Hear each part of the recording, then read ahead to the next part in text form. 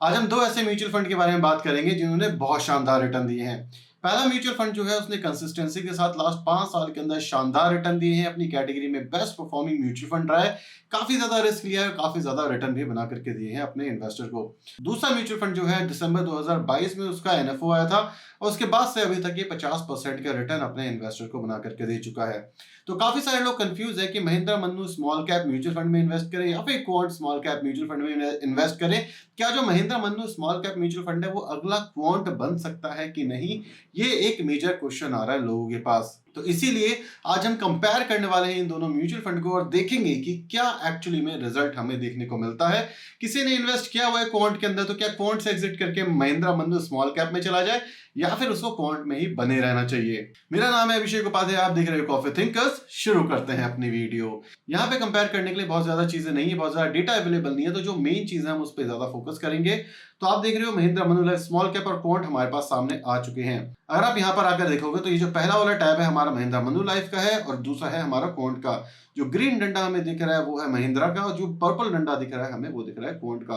तो अगर आप इस चार्ट को आसानी से एनालाइज करोगे तो आप आसानी से एक चीज देख सकते हो कि इस जगह के बाद जो महिंद्रा है उसने काफी शानदार रिटर्न आपको बना करके दिए हैं और इसने बीट करा है क्वांट को लास्ट 1 साल के अंदर। तो इससे आपको ये तो पता चल गया कि भाई महिंद्रा बीट कर रहा है, तो क्या ये अच्छा म्यूचुअल फंड है या नहीं, ये भी आपके पास क्वेश्चन आएगा। लेकिन सिर्फ और सिर्फ 1 साल का रिटर्न से हम ये चीजें एनालाइज नहीं कर सकते, इसीलिए हमें नेक्स्ट लेवल ऑफ एनालिसिस करनी चाहिए। जैसे ही हम आगे जाएंगे आपको यहाँ पे कुछ फंड की डिटेल्स दिखेंगी जो कि आपके लिए इंपॉर्टेंट है। अगर आप देखोगे दोनों के दोनों जो कैटेगरी है वो स्मॉल कैप है, इसलिए वेरी हाई रिस्क दिखेगा ही।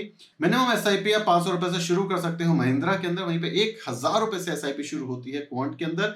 एक्सपेंस रेशियो की बात हो जो कि बहुत ही ज्यादा बात करी गई है कि महिंद्रा का जो एक्सपेंस रेशियो है वो 0.14 के आसपास है, वहीं पे जो क्वांट का एक्सपेंस रेशियो है 0.77। तो यहाँ पे तो जो महिंद्रा मन्नू लाइफ है वो बीट करता हुआ और अच्छी तरीके से ग्रो करता हुआ दिख रहा है।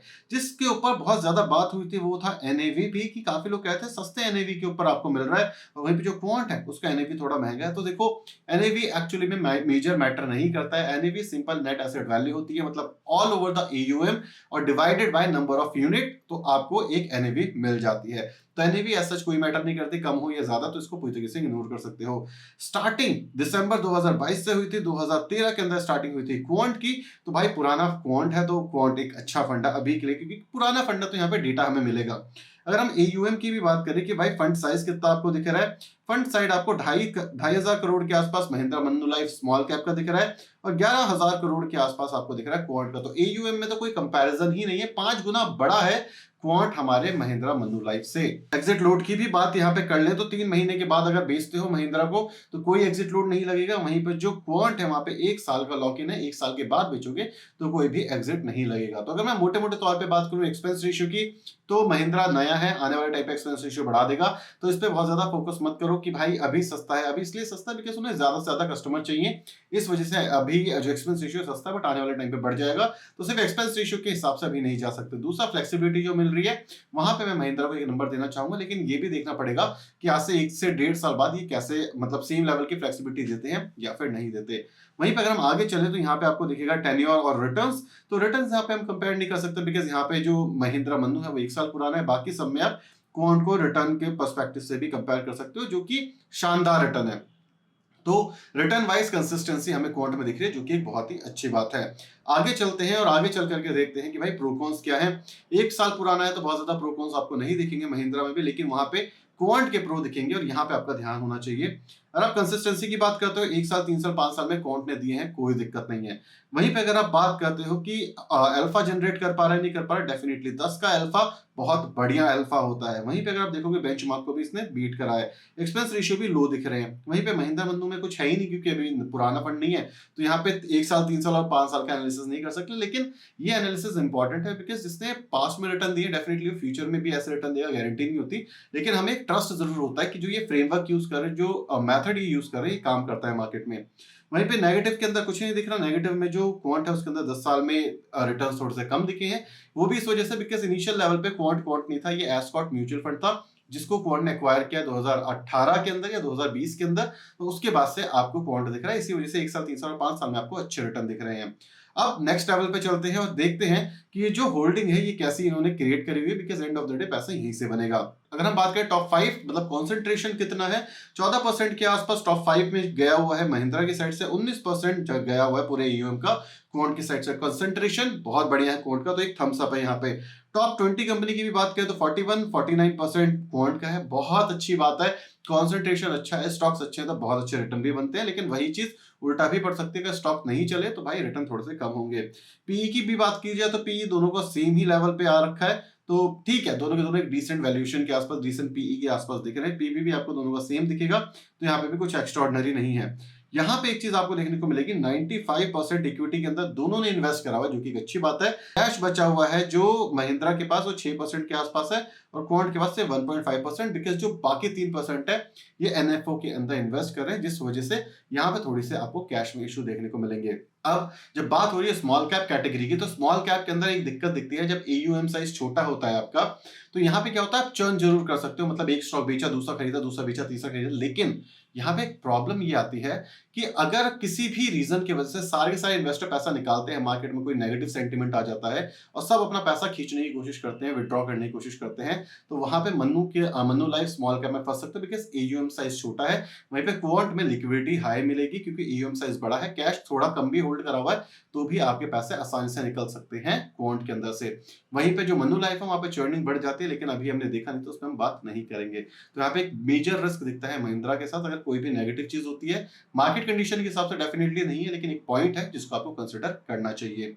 अगर हम आगे चलें और एक चीज और देखने की कोशिश करें कि भाई टॉप होल्डिंग के अंदर कौन कौन से स्टॉक्स है, टॉप 10, तो महिंद्रा मन्नू के अंदर आपको दिखेगा coal India, Godrej, century textile, Reliance, Birlasoft, ICRA, Grasim industry, Chola finance, REC और ट्रेवेंट इंजीनियरिंग जैसी कंपनियां दिखेंगी आपको महिंद्रा मन्नू में, जो कि एक अच्छी कंपनी है, ऐसी कोई दिक्कत वाली बात नहीं है। वहीं पे क्वांट की बात की जाए तो Reliance, BSC, IRB Infrastructure, Bikaji Food, Jio Finance, Arvind, the Karnataka Bank, Punjab National Bank और हिंदुस्तान कॉपर जैसी कंपनी आपको देखने को मिल रही है। अगर आप इसका पोर्टफोलियो एनालाइज करोगे क्वांट का, तो बहुत तेजी से चर्न होता है, तो इसलिए जो चीज आज है वो हो सकता है कल ना हो, लेकिन इस समय का पोर्टफोलियो बहुत ज्यादा अच्छा दिख रहा है क्वांट का। सारे के सारे स्टॉक्स काफी अच्छे तरीके से चल रहे हैं। वहीं पे जो महिंद्रा मन्नू लाइफ है, स्टॉक इनके भी अच्छे हैं, लेकिन इनका जो सेक्टर है वो ग्रोइंग सेक्टर है, मतलब जो नेक्स्ट 10 साल के अंदर काम अच्छा करेगा, उस हिसाब से इन्होंने सेक्टर पिक करे हुए हैं। चर्निंग करेंगे नहीं करेंगे ये आने वाले टाइम पे देखने वाली बात है, बट कोल इंडिया जैसी कंपनी अगर आप अपने पोर्टफोलियो में रख रहे हो, तो थोड़ी सी दिक्कत आपको शॉर्ट टर्म में देखने को मिल सकती है, बिकॉज आप सही टाइम पे एग्जिट नहीं कर पाए, तो अच्छे रिटर्न से थोड़ा हाथ धोना आपको पड़ सकता है। वहीं पे अगर हम आगे चलेंगे और बाकी चीजें देखते हैं कि फंड कैसा दिखता है, फंड के ओवरव्यूज क्या है, तो अगर हम फंड के बारे में बात करें, एएमसी के बारे में बात करें, तो स्पेसिफिक डिटेल अभी के लिए मन्नू की साइड से नहीं आई है हमारे पास। वहीं पे जो क्वांट है उसने बता दिया कि भाई पहले मैं स्क्वाड म्यूचुअल फंड हुआ था, 1996 के अंदर शुरू हुआ हूं मैं, उसके बाद से मेरे पास ये सारे करोड़ हैं, उसके बाद क्वांट ने एक्वायर कर लिया। तो यहाँ पे ओवरऑल डिटेल आपको एएमसी की मिल जाती है, और एएमसी की डिटेल इसलिए इंपॉर्टेंट है क्योंकि अगर आप महिंद्रा की बात करोगे, तो महिंद्रा के जितने भी म्यूचुअल फंड है, ऐसा नहीं सारे अच्छे काम कर रहे हैं, सिर्फ एक मल्टी कैप और एक मिड कैप जो है वो अच्छे लेवल पे काम कर रहा है, बाकी सारी कैटेगरी में अंडर परफॉर्मेंस दिखती है। वहीं पे जो क्वांट एज अ एएमसी है, हर एक कैटेगरी में बहुत अच्छे तरीके से काम कर रहे हैं, तो ये चीज आपको देखनी पड़ेगी, इसलिए एएमसी वाइज स्ट्रैटेजी क्वांट की अभी भी अच्छी लग रही है। वहीं पे देखें कितनी पुरानी एएमसी है, तो भाई ज्यादा पुरानी एएमसी नहीं है महिंद्रा की, 2016 में शुरू हुई थी। वहीं पे एस्कॉर्ट शुरू हुआ था 1996 के अंदर, लेकिन एक्वायर क्वांट ने किया 5 साल पहले। तो अगर मैं क्वांट को महिंद्रा से करूंगा तो ऑलमोस्ट सिमिलर लेवल की, इवन जो महिंद्रा है वो थोड़ी सी पुरानी दिख रही है 2-3 साल, क्योंकि क्वांट ने एक्वायर किया उसके बाद वो क्वांट मिला है, लेकिन ऑन ग्राउंड ऑन पेपर देखेंगे तो क्वांट थोड़ा सा ज्यादा पुराना कंपनी दिख रही है। कस्टोडियन कौन है, कस्टोडियन एक इंपॉर्टेंट पॉइंट है कि भाई कितने अच्छे लेवल पे चीजें काम कर रही है, मतलब जितना भी ये चीजें दिखा रहे हैं, जितने भी स्टॉक दिखा रहे हैं, सही हो रहा है नहीं हो रहा, एक सेफ्टी आपको देखने को मिलती है। तो कस्टोडियन डच बैंक है महिंद्रा का, वहीं पे जो क्वांट है उसका एनए है, लेकिन बैकग्राउंड के अंदर एचडीएफसी का कस्टोडियन बन चुका है। वहीं पे अगर हम बात करें रजिस्ट्रार और ट्रांसफर एजेंट की, कि भाई जितना भी पेपर वर्क होता है, पीछे का जितना भी काम होता है, कितना पैसा आया, कितना पैसा गया, एनएवी कॉस्ट क्या है, ये जितना भी काम होता है एएमसी कंपनियां खुद नहीं करती है, आउटसोर्स करती है, जिसको हम कहते हैं रजिस्ट्रार और ट्रांसफर एजेंट। महिंद्रा के पास आपको दिखेगा कैम्स, जो कि एक one of the biggest backend support देता हुआ दिखता है ज्यादातर एएमसी कंपनियों को। वहीं पे के फिनटेक जो है वो क्वांट को दिखता हुआ मिलेगा, जो कि इनके इन हाउस कंपनी की जैसा ही बनता जा रहा है। तो ये दोनों की दोनों कंपनियां जो रजिस्ट्रार है काफी अच्छे हैं, इन पे कोई मेजर इंपैक्ट नहीं आता, बैकएंड प्रोसेस का काम आता है, तो दोनों की दोनों अपने अपने लेवल पे काफी ज्यादा अच्छी हैं। अब कुछ ऐसी बातों के बारे में डिस्कस करते हैं जो आपको ऑन पेपर नहीं मिलेगी, लेकिन लॉजिकली आपको सोचनी पड़ेगी। सबसे पहली चीज, पास्ट परफॉर्मेंस इंपॉर्टेंट होती है। डेफिनेटली मैं एक बार बता चुका हूं कि पास्ट परफॉर्मेंस फ्यूचर की परफॉर्मेंस गारंटी नहीं करती, लेकिन फिर भी एक ट्रस्ट बिल्ड करती है, जो कि हमें क्वांट की साइड दिखता है। वहीं पे अगर आप एक्सपेंस रेशियो वाइज जाओगे कि भाई महिंद्रा ने बहुत अच्छे एक्सपेंस रेशियो दिए हैं, वो भी बढ़ जाएंगे, बिकॉज इस लेवल के एक्सपेंस रेशियो पे प्रॉफिटेबल होना थोड़ा सा ज्यादा मुश्किल है, तो एक्सपेंस रेशियो वापस से नॉर्मल दिखेंगे आपको। हो सकता है क्वांट से थोड़े कम हो, लेकिन फिर भी बढ़ते हुए दिखेंगे ही। वहीं पर अगर हम एयूएम की बात करें, लिक्विडिटी इशू, तो लिक्विडिटी इशू भी आपको महिंद्रा में दिख सकता है, बिकॉज नया म्यूचुअल फंड है, स्मॉल कैप कैटेगरी का है। तो ये एक इंपॉर्टेंट चीज होनी चाहिए कि भाई एकदम से लोगों ने पैसा निकाला तो फंस सकते हो आप। ये चीज आपको समझनी पड़ेगी। ये एक पॉइंट है जिसको कंसीडर करना चाहिए, बट इतना मेजर फोकस भी इस पे नहीं करोगे तो चलेगा। पोर्टफोलियो वाइज देखें तो दोनों का पोर्टफोलियो अच्छा है, लेकिन जो पोर्टफोलियो स्ट्रेटेजी क्वांट करता है वो प्रूवन है, महिंद्रा की प्रूवन नहीं है, तो यहाँ पे थोड़ी सी दिक्कत वाली बात है। नेक्स्ट पॉइंट आता है 1 साल का रिटर्न। दोनों ने रिटर्न एक्स्ट्रा ऑर्डिनरी दिए हैं, इसमें कोई दो राय नहीं है। 40-45% के क्वांट ने भी दिए हैं, वहीं पे महिंद्रा ने 50% के आसपास दिए हैं। लेकिन आप ये चीज समझो, जब महिंद्रा रजिस्टर हुआ, जब नया एनएफओ आया, तो उनके पास क्या ऑप्शन था? उनके पास ऑप्शन था कि भाई ऐसे स्टॉक पिक करो जो कि नीचे के प्राइस पे मिल रहे हैं, जो कि ग्रो कर सके। ठीक है, तो जैसे उन्होंने खरीदा, बुलरन आया, बुलरन ने सारी चीजें एक्स्ट्रा ऑर्डिनरी कर दी और रिटर्न बहुत अच्छे बन गए। वहीं पे क्वांट के पास क्या दिक्कत थी कि भाई पुराना स्टॉक का पोर्टफोलियो है, वो सारे बेच करके नहीं खरीद सकता था। ठीक है, उन्होंने कुछ बेचे कुछ करे, लेकिन उसके बावजूद उन्होंने अच्छी रिकवरी दिखाई। तो ये एक एज था, एक बेनिफिट था लास्ट 1 साल के अंदर महिंद्रा के पास। और दूसरी चीज क्या है, अभी महिंद्रा ने कंसोलिडेशन वाला फेज नहीं देखा, जो कि 2021 से 2022 का है। उसने अभी बेयर रन नहीं देखा, जो कि 2020 में आया था। तो अभी ये सारी चीजें महिंद्रा ने नहीं देखी हैं, जो चीज क्वांट ने देख ली है, उसके बावजूद अच्छे रिटर्न दिए हैं। तो मेरे हिसाब से अगर किसी को लॉन्ग टर्म के लिए इन्वेस्ट करना है अभी के लिए, तो मेरे हिसाब से महिंद्रा को थोड़ा और टाइम देना चाहिए और हमें इस समय पे इन्वेस्ट क्वांट के अंदर करना चाहिए।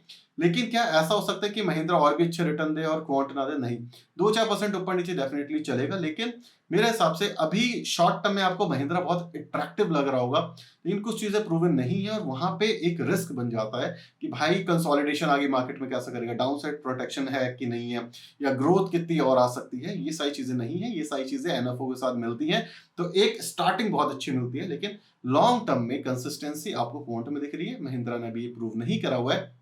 और ये जो नया एनएफओ आया है, ये कोई ऐसी कैटेगरी में नहीं आया जहां पे कुछ नहीं था। यहाँ पे ऑलरेडी काफी अच्छे अच्छे म्यूचुअल फंड बैठे हैं, निपॉन बैठा है, एचडीएफसी बैठा है। तो मेरे हिसाब से अगर किसी को पैसा डालना है, तो पुराने म्यूचुअल फंड जो अच्छे रिटर्न दे रहे हैं वहां पे पैसा डालना चाहिए। महिंद्रा को अभी थोड़ा टाइम दो, इसको देखने दो कि भाई ये आगे चल कर कैसा परफॉर्म करता है। तो अगर तो अभी की बात करें तो मेरे हिसाब से क्वांट यहाँ पे जीता है काफी लंबे एज से। खाली रिटर्न को छोड़ दूं तो बाकी सब में क्वांट की काफी सारे अच्छे और कंसिस्टेंसी चीजें दिख रही हैं। इस तरीके की कंपैरिजन वीडियो आपको पसंद आती तो वीडियो को लाइक और चैनल को सब्सक्राइब करना बिल्कुल मत भूलना। Thank you so much for watching this video. Tata, bye, signing of.